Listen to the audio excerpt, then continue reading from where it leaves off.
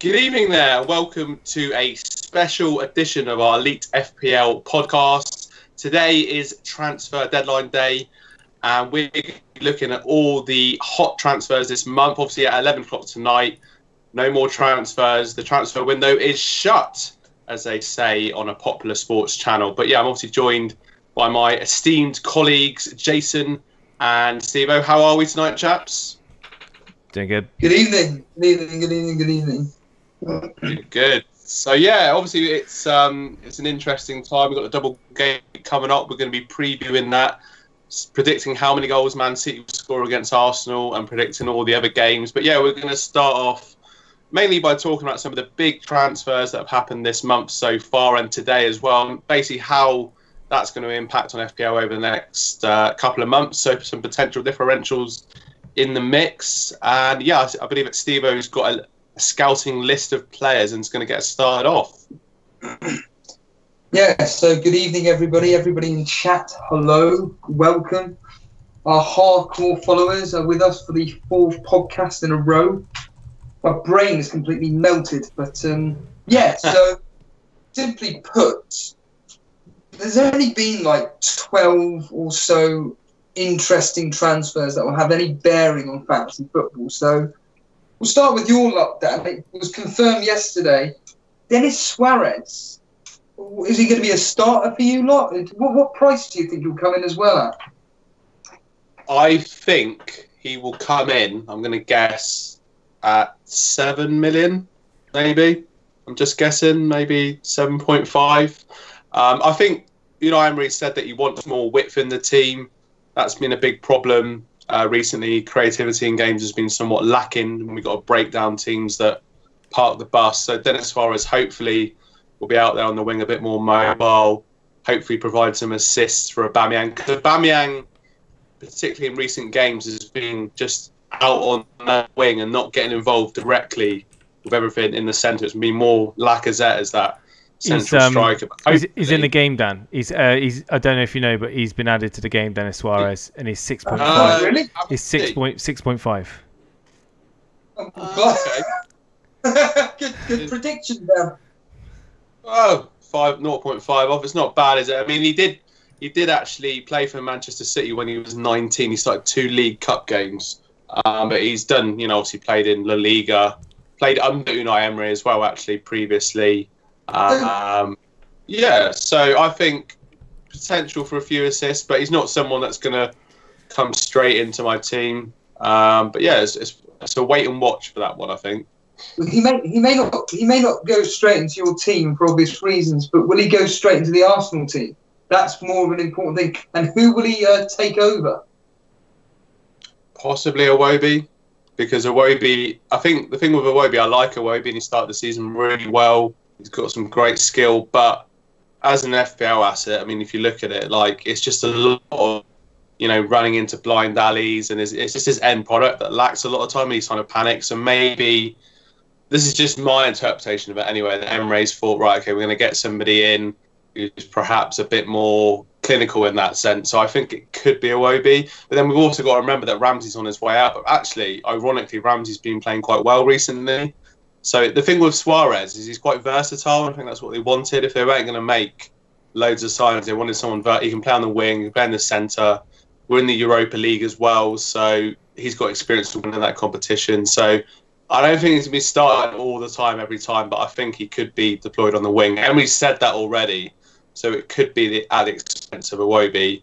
It could be a case of Aubameyang not playing out on the wing and Aubameyang going up front, right in the centre, and Suarez out on the wing. So that could affect Aubameyang, actually, and hopefully get some more. I mean, he's doing well this season anyway, but get even more goals and be less isolated, particularly in away games. So looking forward to seeing him playing, really. I wish we'd signed a defender. Gary Cahill was spotted at the Emirates, but I think that's probably bullshit now, to be fair. So I wish we signed Perisic, but I could be here all evening talking about players I wish we'd signed. Why on earth are they not signing defenders? I don't know. Like everyone but the Arsenal management team and Stan Kroenke and all that. They just don't. is it just everyone else that just thinks that Arsenal needs a defender or something? They just need a quality centre back in their team. Well, I would say that Socrates has been solid this season. Yeah, I think... to join Socrates. Yeah, because obviously Koscielny, it's an unfortunate injury to Koscielny because it was a shame because he hadn't recently. He's only just come back. Hasn't been able to win since Friday because of Lukaku. Hasn't been able to eat since Friday because of Lukaku. It's like Lukaku. Yeah, but if you saw the replay, if you saw the if you saw the replay, you know that Lukaku was a complete and utter fluke mistake. I mean, he didn't even know he was there. But like all they need is one quality centre back to join Socrates or whatever you call him, the Greek god at the back. I mean, it just seems really ludicrous that they're looking to. Possibly go for attacking players. I know that they've got a problem with the creativity in the midfield at the moment. They've got lack of that eye for a pass. That defense splitting pass for Lacazette or Aubameyang. But apart from that, centre back is certainly something which they really severely lack. I just want to say to everyone in chat, hello, Clement Leroux, Kelwee, Vince Chapman, and Richard S. DC. Welcome, the Daily Llama. Welcome to the chat. Evening, everybody. Almiron's in the game. 6 million. Kelwee 76 says that's a bargain. He did really well in the ML. Say again. They're updating the FPL players. They're bringing them. They're putting them in really quickly. Good evening to everybody. And we're like Dan and Steve has been discussing. We're just going to go through some of the transfers that have happened and talk about the upcoming game week. Yeah, so moving on to, we can brush over these ones quite quickly. So Bournemouth signing Solanke, but he ain't going to be playing for a while because he's injured, but he's 4.7 in the game from Liverpool, of course. And, of course, they got another Liverpool asset, Nathaniel Klein, which, of course, came off the bench for Dexter Roos to Dan's detriment. And Klein's already got Bournemouth six. He's already got them 2 clean sheets. So for 4.4 million... certainly someone to look at. Cardiff getting Niaz. He's only 5 million in the game. Now Chelsea, everybody would have forgotten about this, but obviously they signed Higuain 9.5, and so far, and I agree with one of my favourite Talk Sport presenters, which is quite simply this: why on earth has Higuain been thrown straight into the first team? I can understand it at Sheffield Wednesday, but Get Giroud playing up with Hazard. They clearly have some kind of linkage together. They clearly enjoy playing each other. Get a couple of goals or whatever. Feel a bit of confidence, and then get Higuain just to settle in the team. Instead, he's been thrown to the lions, and so far not been that great, from my understanding.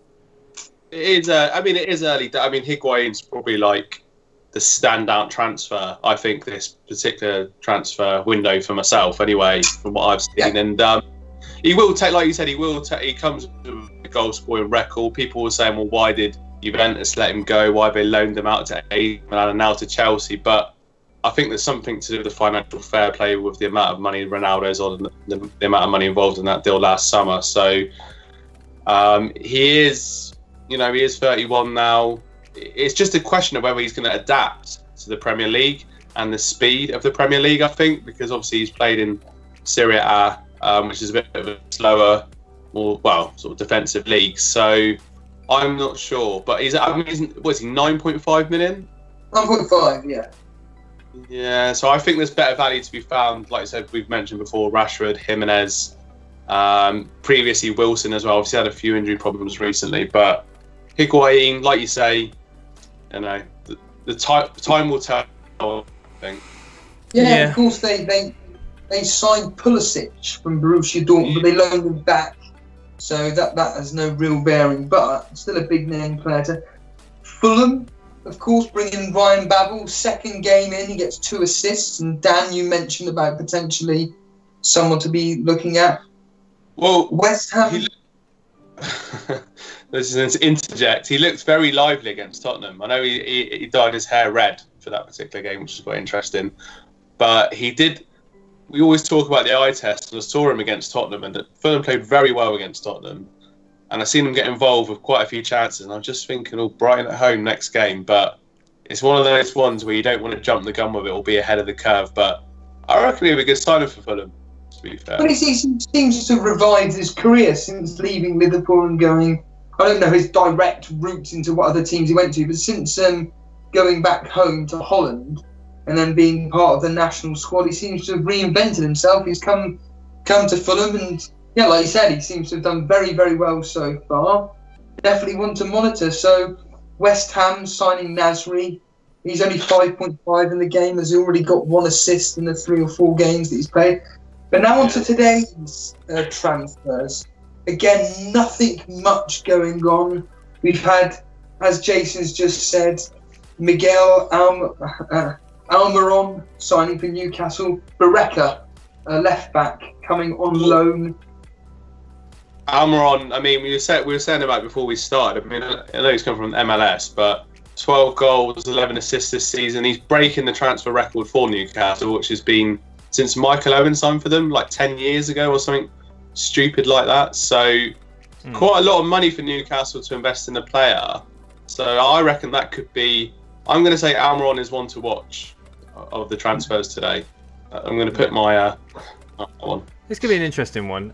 Just want to say in chat we've got Goblin140. DC's asking what to do with Hazard, guys. I've lost patience. I think a lot of people have lost patience with Hazard. There's a lot of people transferring him out, most likely for a City asset. Now, I know at least 2 people that have transferred out Hazard, and you know it's just like him to troll all these people. I mean, for those who have held on to him for so many weeks now, when he's been blanking or not doing anything, it's he's got a great fixture, but the thing is, it's that double game week. This is a very interesting double game week, and we're going to talk about it. We touched on it last night, but in a sense that it could possibly be a massive trap to a lot of managers, like looking to to maybe quadruple, even like sextuple up on Everton and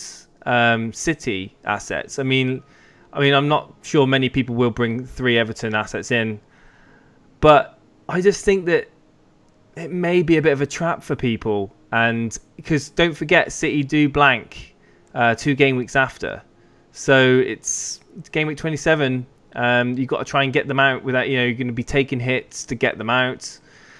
It can be a bit messy. People may start using chips soon as well. I don't know.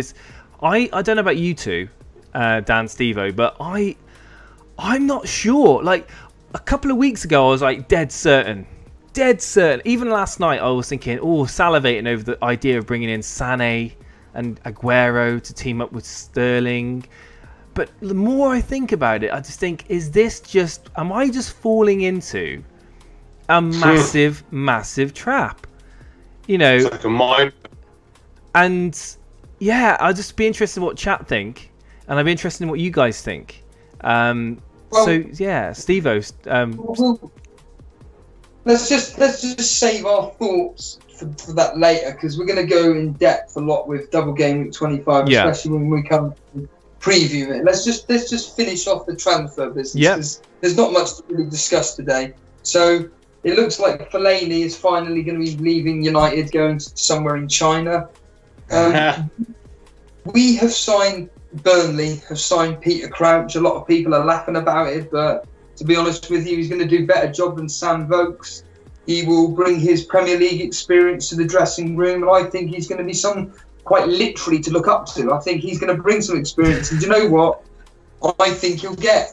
I heard on 5 Live someone saying that he may get 10 goals this season. Not a chance. He'll get them.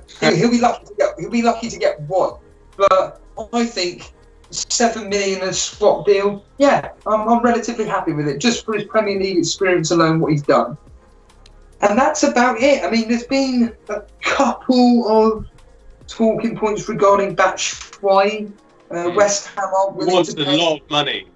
That's why he wants a lot of money to go on loan to West Ham. So I don't know. The guy seems to be on loan permanently, doesn't he? Yeah, and that's about it. It's been a very, very quiet day today. It's been a very quiet January transfer window, really full stop, apart from, as Dan alluded to, the Higuain move. Other than that, not much to chat about. Jason, before we go into previewing the game week, what are the guys in chat saying regarding the transfers and any thoughts on these players? So Lloyd AJ in chat says Crouch to score more goals than Higuain. It's entirely possible, Lloyd. He says with a grin emoji.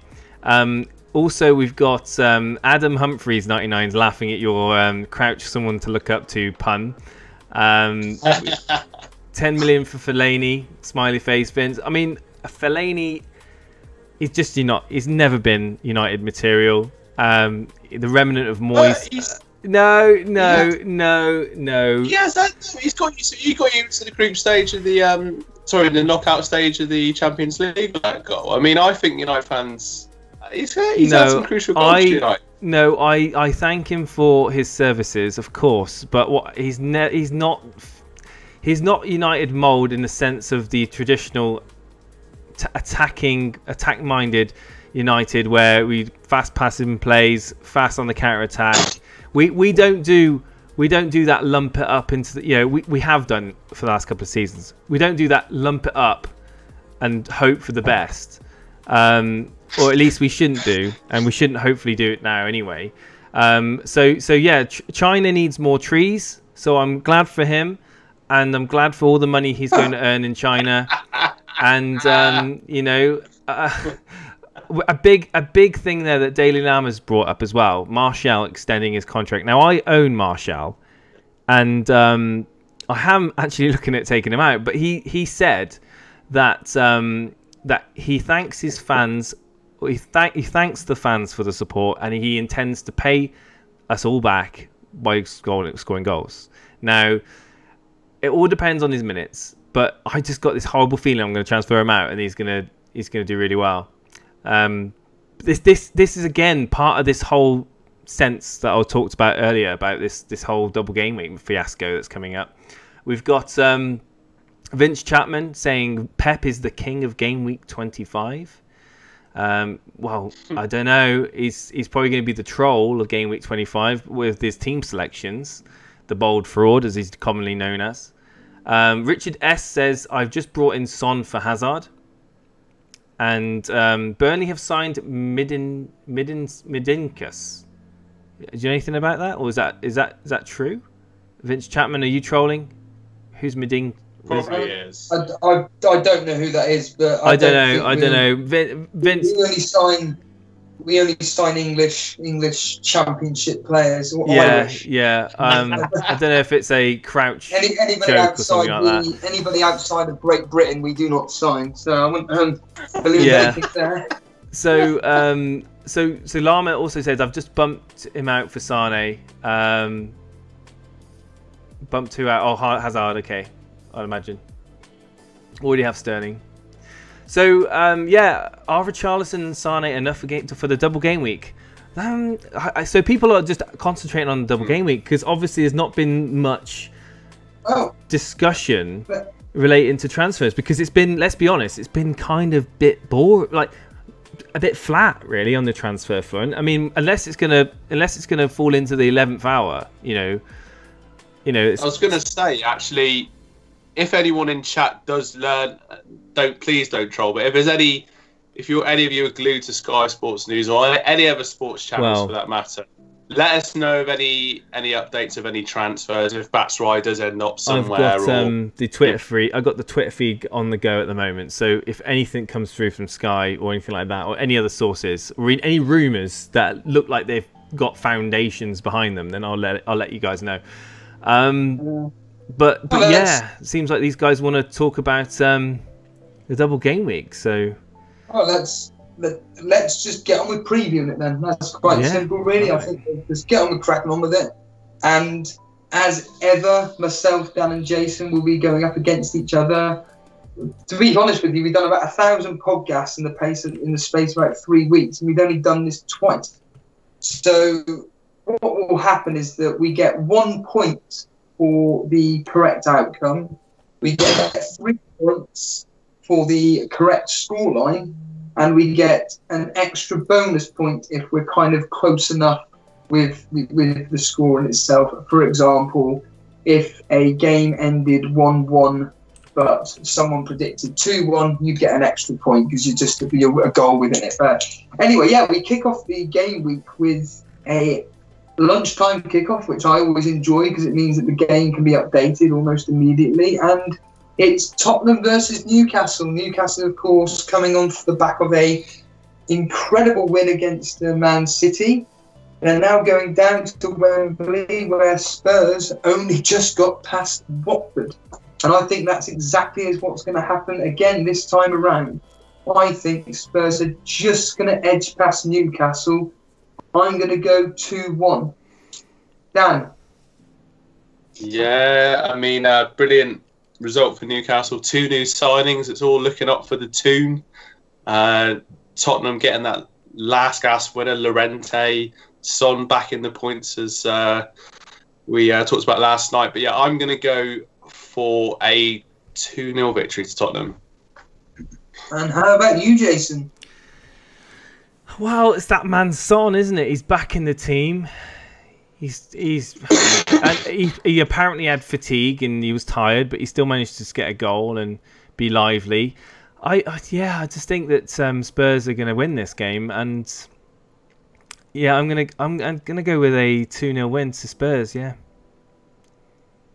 Okay, we're all pretty confident Spurs win. If anybody in the chat wants to just play along and guess their own predictions for these games, by all means, just type them up. Jason can let us know what he thinks. But I'll tell you what I'd be more interested in, Jason, is when we get to the double game weekers. So Everton, what people think Everton are going to do, and Man City, of course. So on to the next game. Brighton versus Watford. Bit of a game here. I think I'm just going to go with a standard 1-1 draw. Yeah, I mean, Brighton obviously lost to Fulham, but Brighton have been quite strong at home. Watford have been in a pretty decent run of form, to be fair, actually. Only just lost to Spurs the other day. So, yesterday, keeping track of all this, I'm going to go for a 3-2 win to Brighton. I reckon there's going to be goals. Goals galore. What do you think on that? Down at the seaside. Well, Watford are looking quite good. I do like the look of Watford, and obviously Glenn Murray's still scoring. I'm going to go with a Watford win 1-0 to Watford.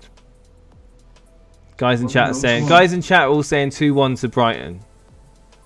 Hey, up the Brighton. Confidence ahead of Brighton. So on to my lads, Burnley versus Southampton. 2 teams in very, very good form. Dan brought up a potential differential midfielder asset in James Ward-Prowse, scoring 3 goals in a row now. I think we're both going to cancel each other out. And again, I'm going to go with another 1-1. How do you feel about this game, Dan? Maybe Peter Crouch will get them. Yeah, I like Peter Crouch. I hope he does well for Burnley, actually. But yeah, I think Burnley have done really well recently. Unlucky not to get 3 points at Old Trafford. Got a point against Watford. So yeah, they're picking up. And I actually think Burnley are going to win. I'm going to go 2-1 Burnley. Any hope, Jason? Well, Michael Svedin and Vince Chapman in chat are both predicting a draw in this game, and I'm actually inclined to go with that. I think it's going to be a 0-0, goalless, boring game, and just going to cancel each other out. 0-0. Right then, so you were just talking about the troll that is Hazard. Chelsea are up against Huddersfield at Stamford Bridge. I can only see one winner here, which will be Chelsea. The question is by how many goals? I think it's going to be a bit tighter than what people think. I think they'll run out 2-0 winners, and will Higuain get on the score sheet? It's a tough one. But yeah, I'm going to go 2-1, Dan. How about you, mate? Well, I mean, Chelsea, I don't know what to say after last night. Apparently, he had them in the dressing room for an hour after the game, got rid of all his coaching staff, and just had them in and out. Had it all out, basically, is what I'm trying to say. They've got to win this game. I think Higuain could get a goal, to be fair. I'm going to go 2-0 Chelsea. Got to have a response. Right. So, the guys in chat Kelwy76 says it was 1-0 to Huddersfield. Vince Chapman says 1-0 to Huddersfield. And Daily Llama saying 1-0 Huddersfield. And Michael Svedlin, though, is kind of not keeping the trend going. He's actually going with a 2-0 to Chelsea, following your prediction, Dan. And I think that this could be... wow, this is such an important game for Chelsea. I think it's going to be a 1-0 to Chelsea. I think they're going to keep that. Yeah. And to clarify, Dan, you are actually now 4th Arsenal, yeah? Yeah, up into 4th. How did that work? Because when I was looking at it last night, you had a goal difference separated by 2 goals, and Bournemouth only scored 4. But how did that work out? I can only assume, and I will underline and make the word assume bold, that it's because we beat them. We beat them 2-0 at the Emirates, and they beat us 3-2 at Stamford Bridge. And maybe it's a head-to-head record, and we scored. I don't know. I've just made that up basically, but that's what I would assume. They don't normally count that in the Premier League. They do that in the Liga. But is it alphabetical order? I don't know. If anybody in the chat knows, then please do. But there's onto a London derby now. It's South versus West. It's Crystal Palace at home to Fulham. Now, we all know how poor Crystal Palace are at home. They can barely score a goal. And now Zaha has been suspended. I just think that for the first time, Fulham may actually have a easy game here. And I'm actually going to go with unfortunately for Burnley, but I'm going to go with a 2-0 victory to Crystal Palace. What do you think, Dan, on this? You say 2-0 to Crystal Palace? Yeah. To Fulham, sorry. Sorry. Yeah, I was going to say, you confused the hell out of me there. I mean, Mitrovic is... we actually didn't mention before about transfers. Kamara's gone to Turkey. I can't pronounce the team that he's gone to in Turkey. I do apologise to any people that are watching this now. But yeah, Kamara's gone. But Mitrovic got 2 goals the other day. So that could be an interesting one to watch.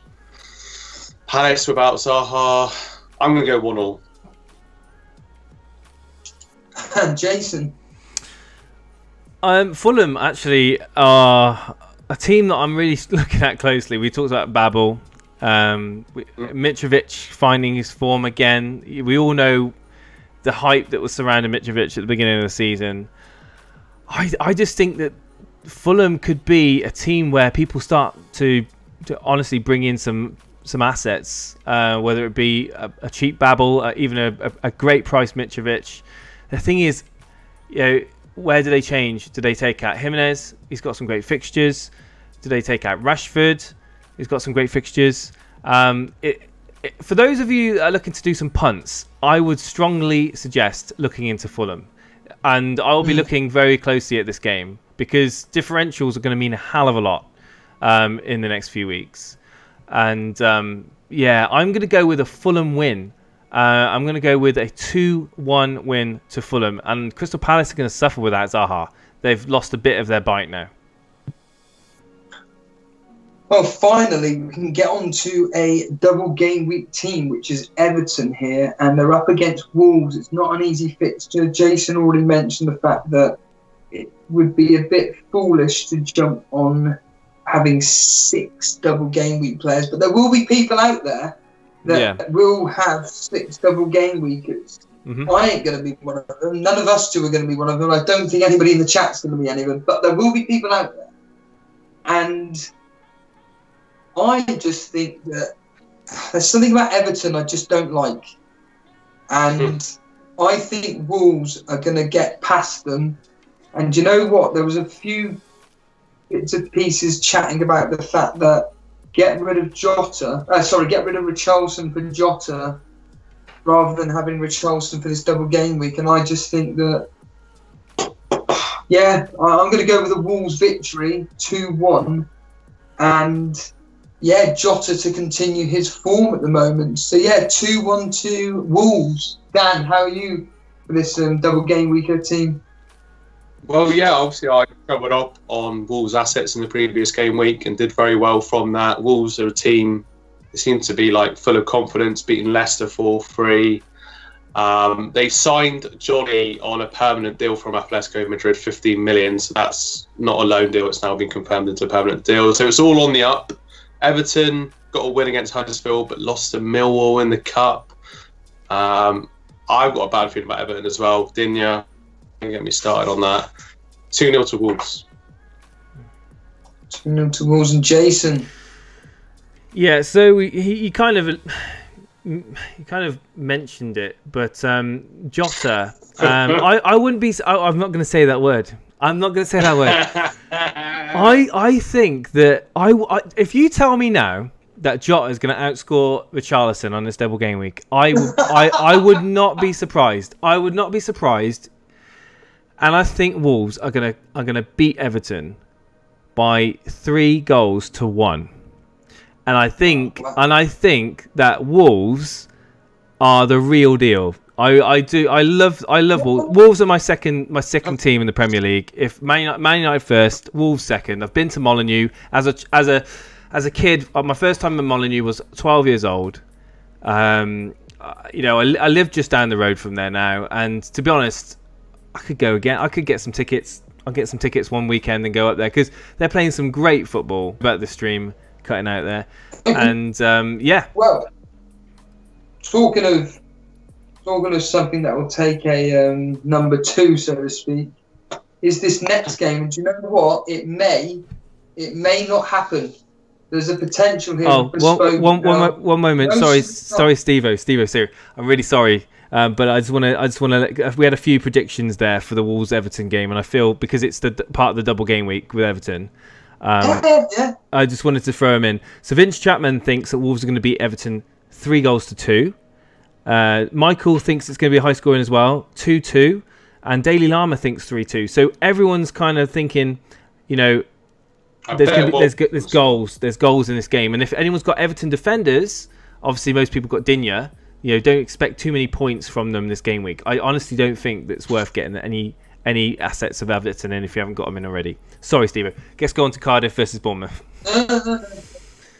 Yeah, Cardiff versus Bournemouth, a game that may potentially be cancelled for the simple fact that the weather coming in tonight over Wales into tomorrow and could be causing. I think the only reason now why most games are postponed due to weather is for health and safety issues around the ground. Yeah, not the actual ground itself. I'm actually going to Cardiff tomorrow for a gig, and I'll be able to find out what the weather's like full stop first hand. But apparently it's going to be clearing, give or take, Friday evening into Saturday morning onwards. So there's an unlikely that this will be postponed, but I would give it, at the moment, I would say there's a 30% chance of it actually being postponed. So we could be looking at maybe a double game week here for Cardiff and Bournemouth, but it's quite a low percentage, but there's still a percentage there of, actually, it could be postponed. But that aside, it's a 5:30 kickoff, and do you know what? Again, I couldn't believe when I heard this stat that Bournemouth have lost 11 games out of the last 14, barring that result versus Chelsea, where they seem to do okay against Chelsea. They beat them, I believe, 3-0 last time, and they beat them a couple of times last season, maybe. But yeah, I'm actually confident that Cardiff will win this, and I'm going to go 2-1 to Cardiff. What do you think, Dan, on your former uni team? Yeah, I mean, Cardiff played really well against us on Tuesday. Obviously, Bournemouth had a great result last night. It's a tough. Cardiff have got to kind of win this game. I mean, it should be a good match, actually. I'm going to go 2-1 Cardiff. I hope Cardiff win, actually. Yeah, 2-1 Cardiff. And you, Jason, how are you confident ahead of this game? Right, so Bournemouth have kind of a topsy-turvy team, great attacking assets, and I know that they've, the stats aren't good in the old losses, like you just said, but the pure fact of the Bournemouth-Chelsea game is that Bournemouth just were more clinical with their finishing, and they put every big chance they put away. And against the Cardiff defence, I just think that if I just think this is going to be 3-2. Well, yeah, 3-2. Bournemouth. Now, to who, sorry? To Bournemouth. Oh. No, 3-2 to Bournemouth, yeah. Okay. I think Bournemouth are going to win this game. Vince Chapman thinks it's going to be 1-0 win to Bournemouth. And Michael Svedin, actually the opposite. He's saying it's going to be a 1-0 win to Cardiff. So a bit of a split there of opinion. And it's a toss of the coin. I mean, Bournemouth, to me, they can score goals. That's not a problem. It's keeping them out. That's the problem at the moment. Hello, FPL Boomer. Well, 2 clean sheets in a row, so you never know. So on to your lads. Man United away at Leicester. Leicester seem to have some kind of hoodoo over these top 6 teams. Although I think that after the Burnley game, I think Solskjaer's going to revert back to his, right, let's get back to having some fun. I don't know why we're playing. I don't know why I did this reserve team versus United, but versus Burnley. But let's just step back and let's get back to having a bit of fun here. And it's now going to be a question of will Pogba be fit? There's still no, unless there's any news on. He will. He'll be Jason. fit. He'll be fit. He'll be fit. Okay. There was a slight sprain to his groin, but word on the street is he'll be back for the Leicester game. Word on the street. I think that Man United are going to enjoy this game, and I think it's going to be a comfortable victory. I'm going to go 3-1 to United. How do you think this will go, Dan? I reckon it's going to be a really good game to watch. I think Leicester seems to have a good record against the so-called bigger teams. Got a good result against Liverpool. Full of confidence after that. United are all right. They had a bit of a blip the other day, but before that, been playing really well. I think it'll be 2-1 to United. So I think it'll be a close game, but I think they'll just edge out the win. And how are you feeling ahead of this game, James? I'm feeling confident. I mean, the draw against Burnley, I give it to Burnley. They were the better team for the majority of the game. They defended well, and they just capitulated in the last 10 minutes. They just crumbled. And they gave away that penalty, and it was just a stupid penalty to give away. And, you know, a massive relief, really, that we got away with trying to be a bit naive, kind of maybe a bit complacent against a well-drilled Burnley team. And I feel that Solskjaer will pick a proper starting 11 against Leicester. And I do feel that there's going to be goals for both teams. I don't think Lindelof's going to be getting a clean sheet, put it that way. I'm hoping for a Man United win, and my heart says we are going to win, and keep the pressure on Arsenal because we need to finish above Arsenal. All right, guys in chat, me and Dan have got a bet. We got a bet at the end of the season. Yeah, here we go. Me and Dan have got a bet. And I'll invest that into Arsenal so we can buy some defenders in the summer. Yeah, buy some shares. So yeah, I'm going to go with a 2-1 win for Man United. I you know, it's not going to be so high scoring. We got people in chat saying Leicester 2, United 1. Oh, wow. FPL Boona, Tottenham fan. We got Michael Svedin saying 2-1 to Leicester. Oh, my God. Vince Chapman says 3-1 to United if they don't play Lukaku. DC's asking how many double game week players we've got. Majority of us are probably going to play 2 or 3, probably 3. But we'll talk about that later on in the podcast. Arsenal fans in chat, Vince Chapman says. Yeah, I think so, Vince. We got some... we'll talk about teams later on, guys. We've got 0-0. Ray Joyce is saying in chat. Arithi Rocky. I don't know if I say your name properly, but he's going with a 2-1 to Leicester as well. Vardy. 2-1 to United, Sam says. Nick Reed, 3-1 United win. Hey, Nick Reed here. Hello, Nick. A quick shout out to Nick Reed. Hello. So, is that our Nick Reed? It could well be. Let us know. That's my mate Nick Reed. Yeah. Cowie says 3-1 to United as well. But some split decisions there. Were a lot of people actually, surprisingly, more than I thought, people actually thinking Leicester are going to pip the winner at United. And if they do, then serious questions will be asked on Ole Gunnar. I don't think they should be, but the pure nature of football is we all know that Ole Gunnar Solskjaer is not going to have an unbeaten record for the time he has at United. He is going to lose a game. Now, people thought he was going to lose at Tottenham. He didn't. People thought he was going to lose at Chelsea. He didn't. So, it's just one of those things where, he's going to lose a game. Will it be this game against Leicester? If he does, that's football at the end of the day. So I'm going to go. I'm going to go with a win. 2-1 win United. Anyway, let's just carry on to the next game. Well, let's move on to the three most. I personally think these next three games are the most important of the season so far from a fantasy football perspective. Meaning that it's the first double game week of the season. We all know, give or take, what Man City assets most people are going to get. It's going to be Sterling, Sane, Aguero, and a defender or Edison. Whichever combination you have or thinking of getting, it's going to be one of those five. But it's then a question of how do you get these players in.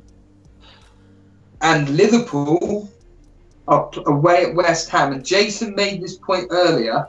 Could this be a trap where some people get rid of Liverpool assets in Salah, Robertson, Trent Alexander-Arnold to bring in Man City assets and not looking ahead to game week 27 and thinking, hold on a minute, how am I going to bring back in these Liverpool assets because they're the ones that are playing and they haven't got a blank. But we'll start off with what we think with Man City, Arsenal, and ironically, this is where I think United City are going to score the most goals. I'm personally going to go with 4-1 to City. Now, Dan, this is obviously your team, Arsenal. How do you think City are going to do against you? 6-1 to Man City. Yeah? Yeah. 6-1. 6-1.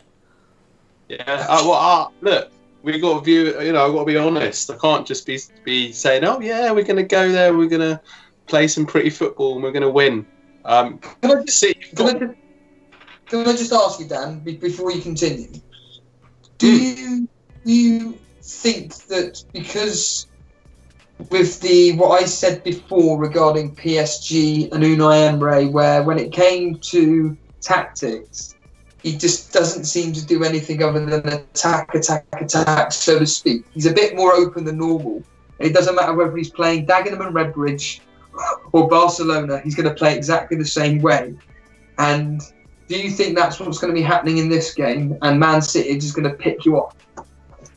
Not necessarily, no. I think he makes a lot of substitutions. He got his tactics spot on against Chelsea, but he is, as you correctly say, a very attack-minded manager.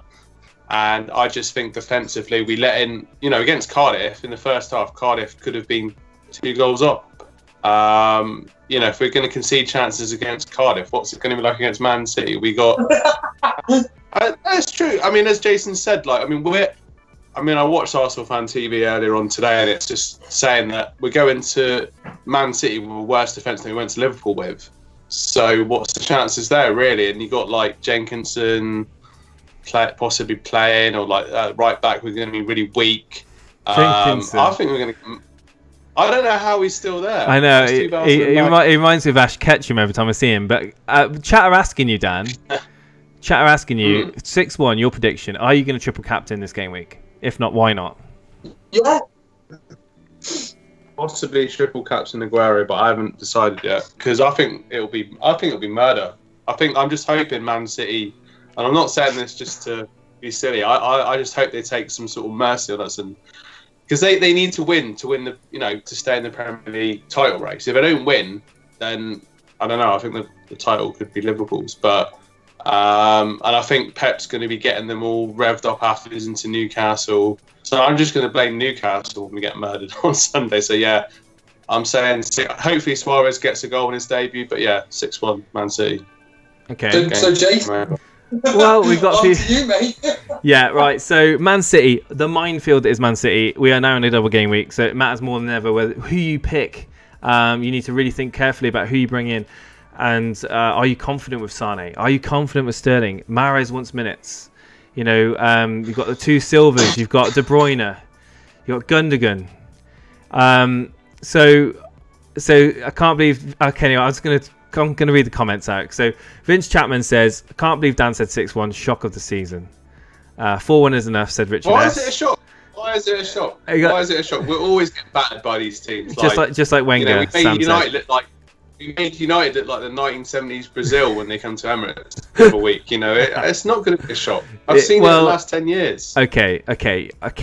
I see what you're saying, and I think I think you're right about Arsenal's defence. I mean, I think I could probably score against Arsenal's defence at the moment, and I'm out of breath after about 10 strides. But 2-2 draw, Aubameyang and David Silva goals. Mahrez will probably start. There'll be scenes all over the FFS forums, and there'll be people on Twitter going into meltdown if Sterling or Sane gets benched for that game, I would imagine. But so yeah, Jason, who are you going to bring in for the City double? I'll get to that. We'll all get to the double game week, and we'll bring into team selections. We'll get to that after this. We're almost there now.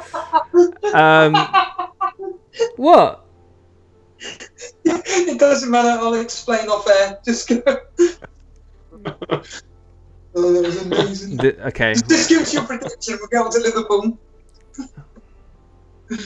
So, Jason, my prediction. Give me some hope. My prediction isn't good for Arsenal fans. Yeah. I think it's going to be a 3-2 win for Man City. 3-2. Goals both teams. Goals for both teams. We'll have to go to the pub on Sunday to watch it. I'll have to have a few drinks, I think, because I'll probably need them after. Drown your sorrows, Dan. Drown your sorrows. Right. So the next match, which is West Ham versus Liverpool, this could be the chink in the armour. Now, there are going to be some inactive players or even active players which don't act on this double game week. And I've already got Salah as captain. Dan made this point in the last night's podcast, which is triple captaining Salah in a single game week against whoever he feels he could get a lot of goals against. And West Ham could be one of those games where Salah could potentially get a double-digit haul. And obviously, we're going to chat about in a minute regarding triple captaining a Man City player. But West Ham at the moment are absolutely shambolic. They are a joke. They lost to Watford 3-0, is that right, Dan? They lost to Wimbledon 4-2. Albeit it was a second string team, but it's not the point. Their form as of late has been horrific. And if there wasn't a double game week, Salah would be the most popular captain choice this game week as well. But because of the double game week, people are going to be overlooking him. Don't get me wrong, I'm one of those people that isn't going to be captaining him, but I think Liverpool are going to have some fun here. I originally put 4-0.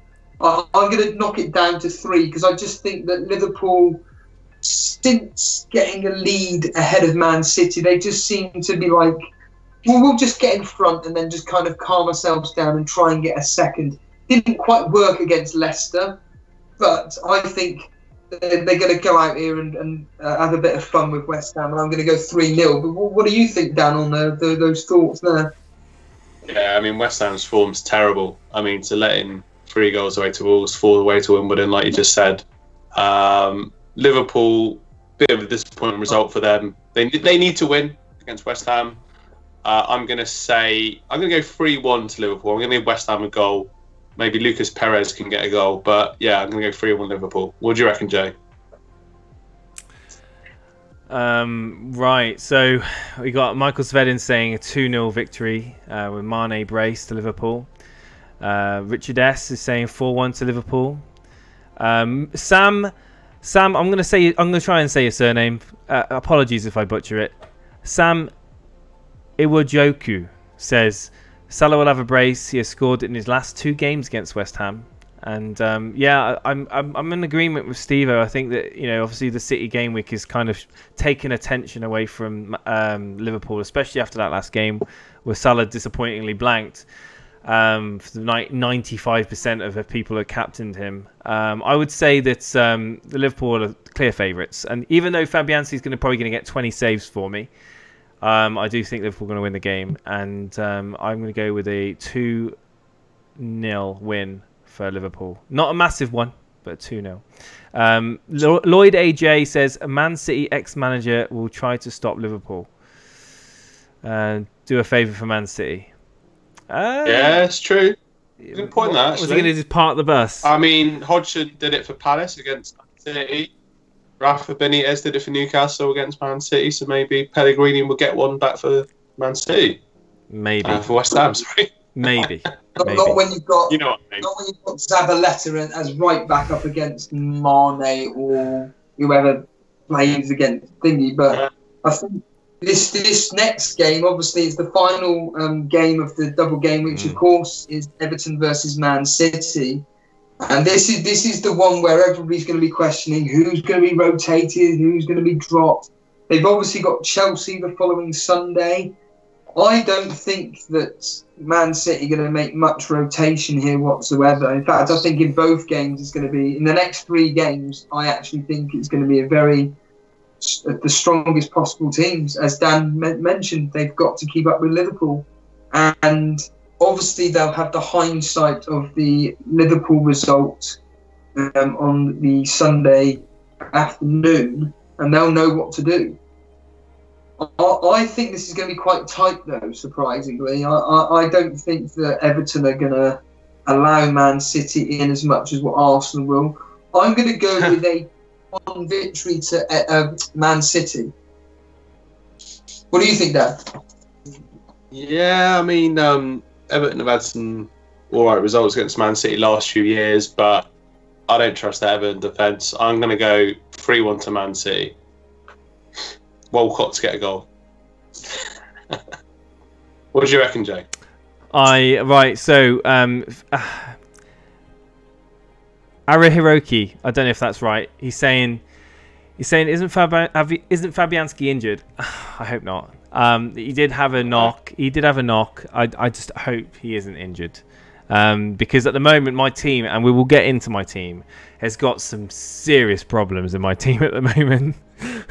Ranging from Kiko Firmino all the way through to Trent Alexander-Arnold to Digne, which most people have got, and Fabianski, who's potentially injured. And if we tie in the possible doubt on Pogba, even though I feel he will be available, there could be some serious problems with my team. And in defence, my defence are not looking strong. I got very lucky once again this game week, past game week. So yeah, 4-0. Vince Chapman says to Man City. I'm going to go with a 5-0 win to Man City this game. Everton are looking shocking. I don't think Richardson's going to 5-0 Man City. I think some Everton fans are going to be unsubscribing. Put that on your ACCA, guys. You're going to win mega money. Fab says he feels pain. Yeah, but feels pain, but is trying to be fit. I mean, Fabianski's a machine. Come on, the save machine. Opinions on Son Heung-min. Son is coming straight back into my team as soon as I can get him back in, and he's a massive popular pick for the majority of top 10k managers and most FPL managers actually that are still active.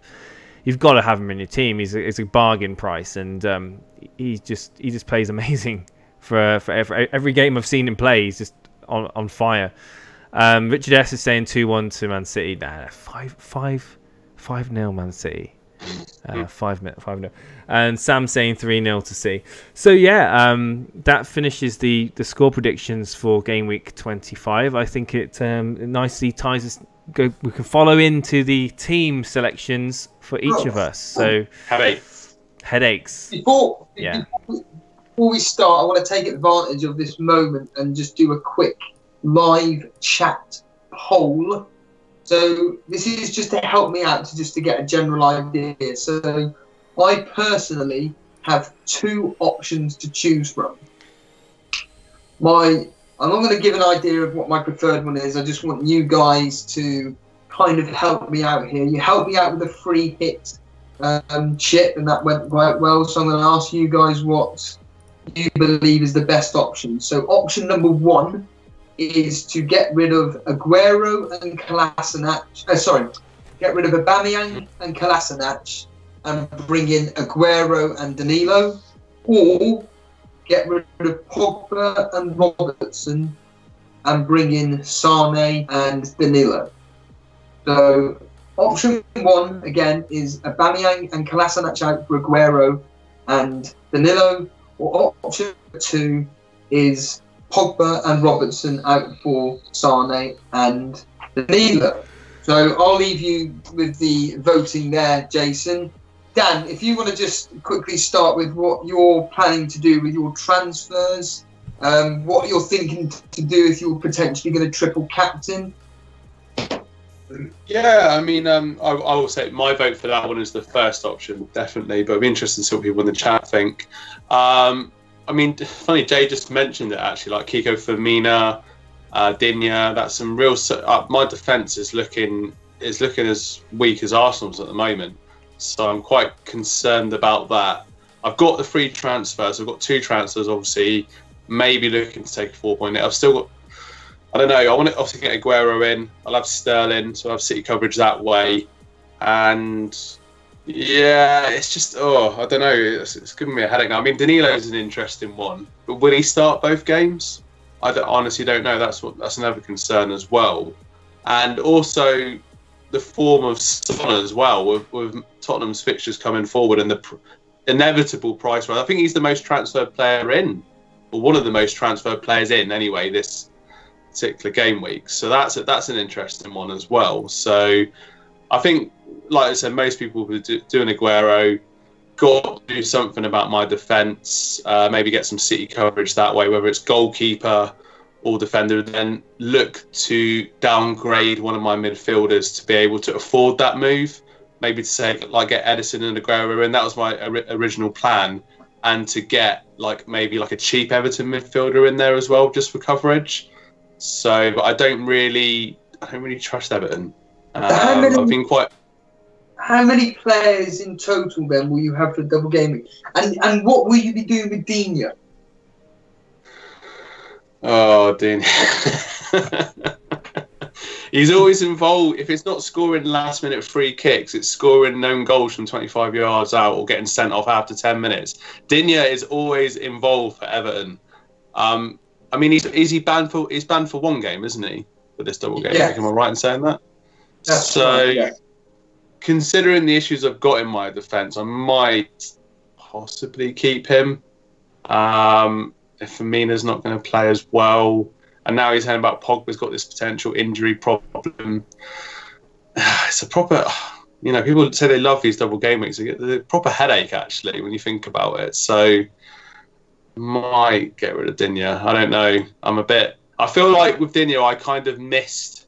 I jumped on that bandwagon too late. Really, I got a good 12-point return one game week, but after that, it seems to just be own goals and sending offs and trouble. So I don't know. Like I said, my original plan was to get in Edison, a cheap midfielder who I'm not going to name, and Aguero basically. So I mean, like I said, with the mini league, I'm sort of it's got a long way off the top, but I'm going to finish the highest I've finished ever, basically, in my FPL career. If I could get 5th, it's not a bad achievement, is it? So, yeah. What about you, Jason? What do you reckon for your team? First of all, guys. I want to say we've got some new faces in chat. So hello to Joe Page. Welcome, Sam. Welcome anyone else that's tuning in for the first time. And if you haven't hit that subscribe button, please hit that subscribe button. It really supports us and the channel grow. We're getting bigger and bigger each week. We're seeing you guys coming back, and it's really awesome. And just be notified of when we go live by pressing that bell button as well. You get a little pop-up on the screen with a little bell that rings as well, where your name comes up. So Danielle that subscribed about 10 minutes ago or so. Thank you for subscribing, Danielle. I did see that pop-up. You are awesome. If you're still tuning in, Danny L. Yeah. So Danny L. Danny L. Vince Chapman says he's 27 points behind Dan. Please take a -4 hit. There you go, Dan. I'll tell you, Vince Chapman, I've taken more hits than Tyson Fury this season. I'm still standing, mate. Don't worry about that. So Danny L is back is actually still in the chat. He's actually saying it's Daniel. So Daniel. Anyway, so we're going to talk about we'll talk about my team, because I'm sure that Steve-O is going to be listening with pricked ears as to what I'm going to do, because he is trying to get my coveted place in our mini league. He is chasing top of the Torbase Elite. And I'm not far away. He's not that far away behind me now. You know, he's been creeping and creeping up. You know, he's like a silent. He's like a silent assassin. So let's just talk about my team. Silent but violent. Right. So I've got some fires in my team which are burning away. Firmino's is almost a bit of furniture now. He's just staying. I can't seem to get rid of him. There's always seemed to be other things I want to do with my team. So he's rooted as in my bench, third on my bench. I think Pogba would be fit, so I'm not really looking to change him out. But some serious questions on what transfers I do, whether I keep Digne in or bring in a Man City defender. Do I triple up on Man City and keep Richarlison? Do I triple up on Man City and get rid of Richarlison? Going on my predictions and a lot of other people, I mean, I do think Richarlison's probably not going to be that great this game week. So I can free up funds by taking out Richarlison. So yeah, so Steve-O did a poll and he asked the chat what you think he should do. And a lot of people are saying that the Danilo and Aguero option is their preferred option. And Sam says that B is a risk because of rotation. Now, rotation is something which you have to take into account whenever you bring in a Man City player. Now, this is risk versus reward at the very highest level right now, guys. The whole game is whether or not you've got the cojones to do something that may pay off. Now, you may or may not have heard that I actually captained Aubameyang. I know it's easy for me to say I did, but I actually pressed the captaincy on Aubameyang. I didn't confirm the captaincy, so you just have to believe me on that. But if I had have captained Aubameyang, then I would have been in the top 500 right now. As it stands, I am just outside. I'm 503rd in the world, which is insane. I never thought in a million years I'd be here. Let's be honest, my season history isn't exactly the most glamorous. So, guys, so my transfers are going to probably be Aubameyang to Aguero. Surprise, surprise. Now, Richarlison out, Sane in, Martial out, Westwood in. I don't know, someone like that. I don't know. So you're almost set on bringing in Sane for a hit, but by getting rid of Martial as well. When I say I've been thinking about it quite a lot over the last 24 hours since we did the last podcast, and I've got a battle going on in my mind right now, chat. Like, everybody probably knows what I'm on about, where you've got this kind of like, do you or don't you? And I've got 2 free transfers. Now, I want to make 3 transfers to bring in 2 City. And a possible like bench fodder that will never play. So I see on my logic, I don't want to spend -4 to bring in a player that's going to be just dead rubber on my bench, but I don't know, I feel like I want to have Sane, Sterling and Aguero in my team. And I tell you now, I am very tempted in pressing the triple captaincy on Aguero. Really, really tempted. And I have such a trigger. If anyone doesn't know me, I played my free hit God knows how long ago, Gameweek 15 or something stupid like that. And I'm such an impulsive player. I'm such an impulsive player, and I don't know. I just feel like something may happen, you know. And I should listen to the news this week just in case there is updates on other players that may be out for the weekend. I mean, there's obviously press conferences tomorrow, which I'm going to listen. Listen to your heart, Jason. Do it. There's a blank game week. I know, Lloyd. There is a blank game week in 27. I know there is, and it may involve taking a hit to bring out. I just think it's the gamble. Do the 3 City players I bring in, or the 2 City players I bring in, do they outscore any players I take out and make up for the hits that I use to transfer them out for the blank game week? That is the question. And I feel... Yeah, go.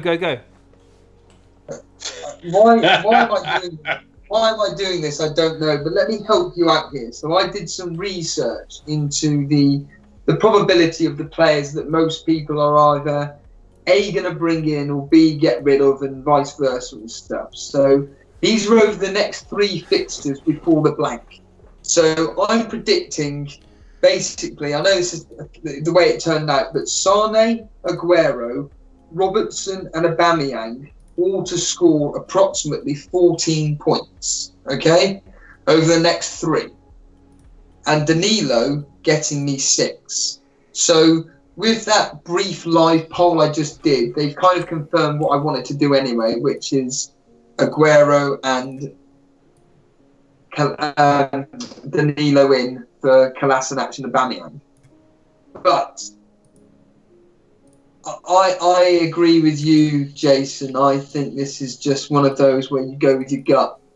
I completely concur. I think that what players we all get rid of now, if you've got the luxury like you have of being able to do a -4 to get rid of Richarlison and Martial to bring in Sane, I think it's worth. I personally think, and I mean, I don't even care if you're a rival. I think it's worth it to captain him.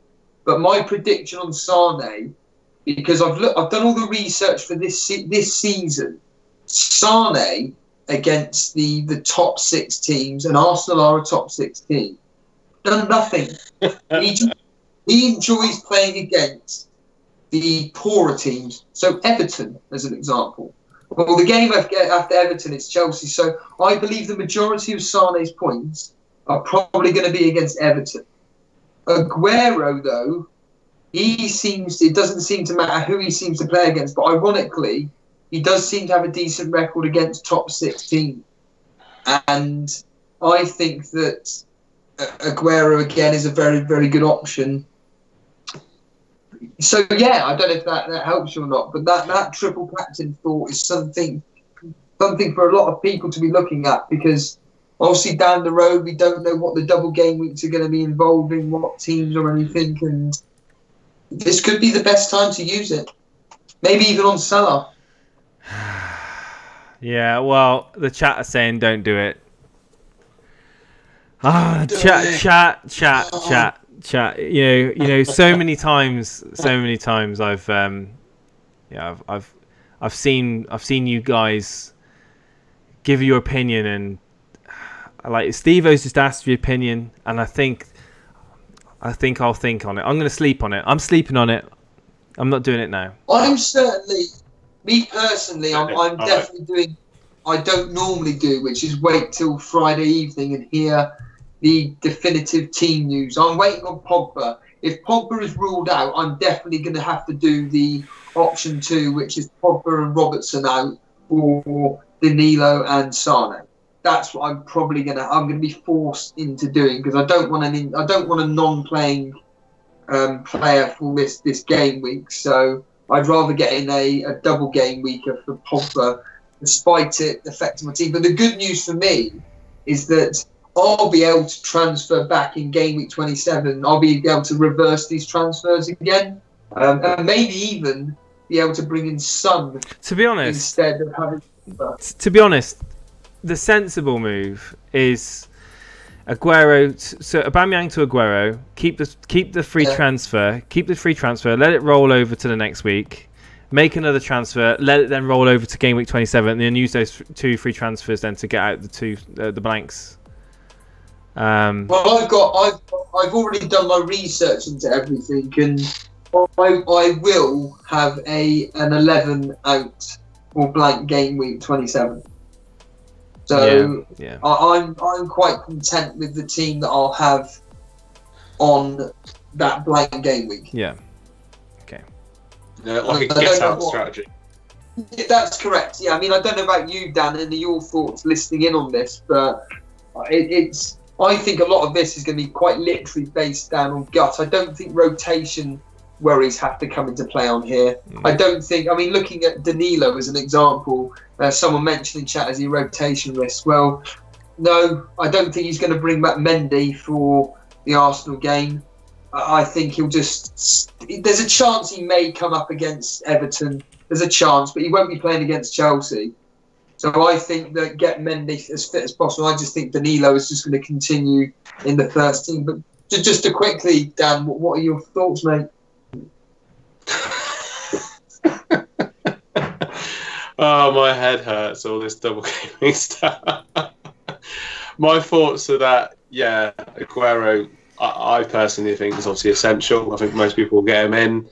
Danilo's certainly an interesting one, getting that coverage. It's just, as you said, a game week 27 strategy as well, so that you can bring back players in for that particular game week that are going to be of value. So that's quite. I mean, you were saying about Son, that could be quite an interesting one to get back in. I think actually I haven't mentioned this tonight, but also Sterling as well. Obviously, I've brought Sterling in already. I feel I've been very patient with Sterling. I just think I'm really hoping that my patience is rewarded this particular game week, because I was very disappointed with his points return against Newcastle. Dan, you mentioned yesterday that you're. And I kind of dismissed it, but then when I was re-listening to the podcast, I was thinking, actually. So going on what you're saying now, you said that you were thinking of actually getting rid of Sterling for Sane. And I was like, nah, that's ridiculous. But I was looking at all this, and I was thinking, well, hold on a minute here. Sane's form is so much better than Sterling that actually I could...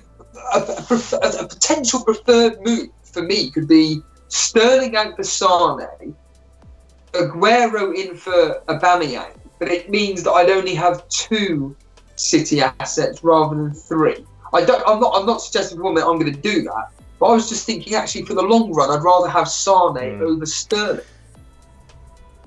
Really? Yeah. Well, possibly. Yeah, that could... cheaper, isn't he? Yeah. He's been much better value recent months as well. I mean, Sterling's been ticking away, getting assists here and there, but for his price point, he's not really been. He had such a brilliant start to the season as well, and he was like basically that essential player that you had in for. He's a season keeper, but it does seem a bit mad to take out Sterling when he's got a double game week, but. I mean, yeah, just like Sane's, it's just his form as well, and it would leave some money in the bank as well, potentially. It's just, I'll almost be glad to get this double game over with. I'm going to do a live transfer on stream. It's not an exciting one. It's not an exciting one. It's a very predictable one. It's Aubameyang out, Aguero in.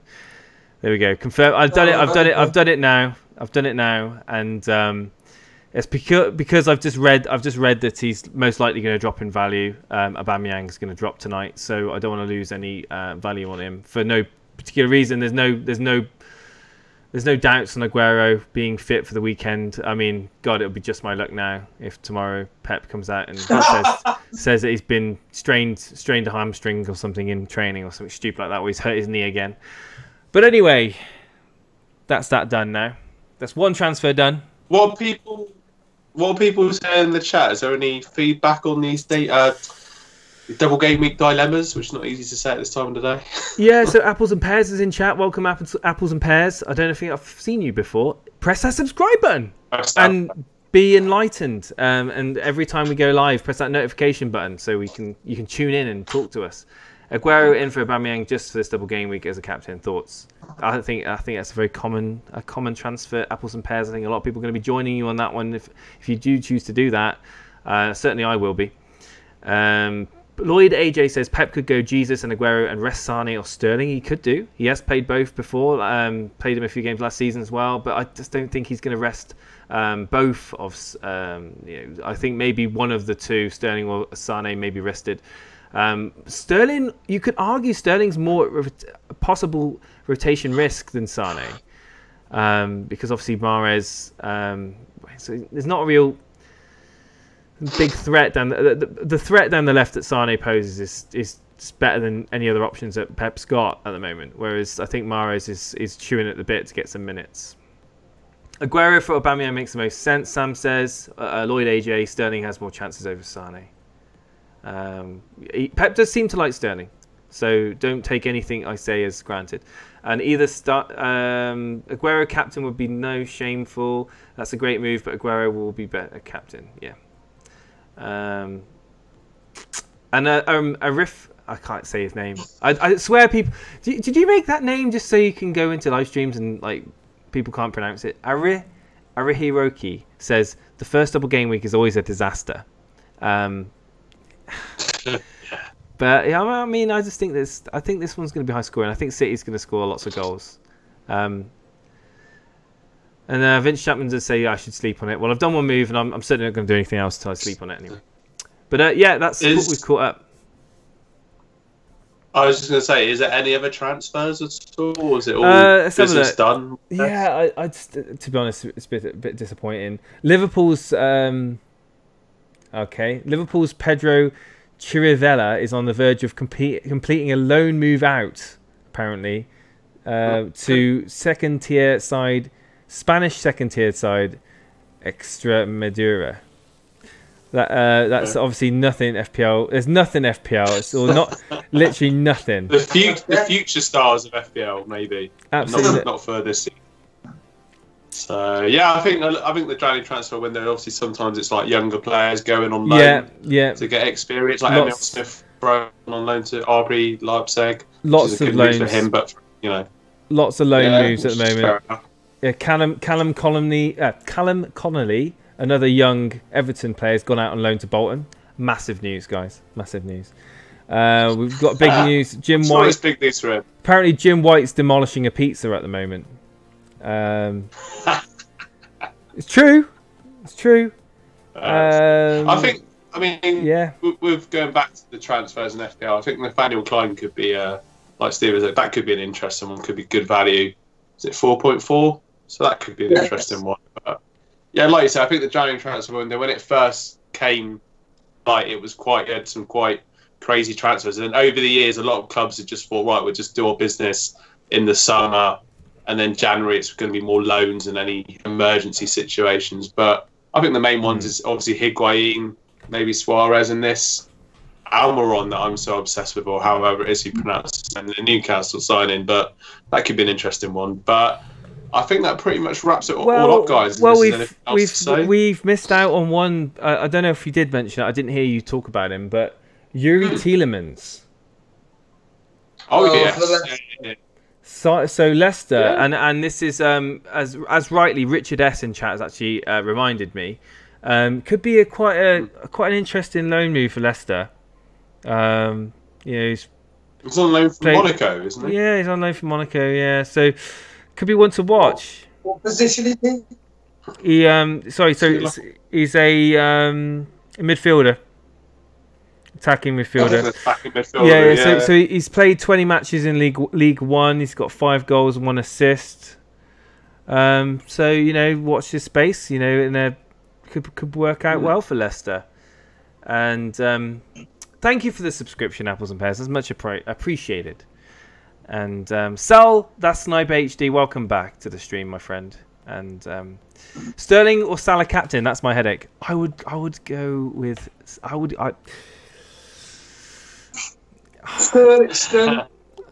Sterling for logic, but Salah. I can't believe I'm saying this. Salah as a very good differential hunt, so to speak. But I think that's it, Dan. Yeah. I think you can close us out. Yeah, well, yeah, that's it. Yeah, Ray Joyce can get Ray Joyce can get back to work. That's all I'm going to say, because he's apparently at work. Should be working. It's 10:30 in the morning where he is. He's been really productive and he's tuning into our podcast. But anyway, thank you. Sign us out, Dan. Get back to work, mate. No, yeah. If you've obviously joined us tonight, thanks for joining us. Thanks for subscribing. Thanks for joining with the live chat. Hope we've helped you out with this double game week coming up. If you're watching us on the replay, give us a like, comment. Any feedback is always appreciated.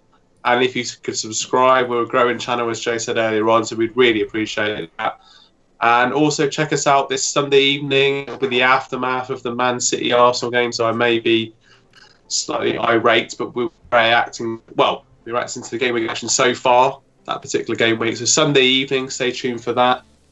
Check us out on Twitter, Instagram, Elite FPL. So follow us there. We post all the updates, extra content. Stay connected with us on those particular platforms. And enjoy the rest of your evening. Thanks a lot, guys. Cheers, Dan. Cheers, Jason. Good night, Cheers, guys. everybody. Take it easy. Happy transferring.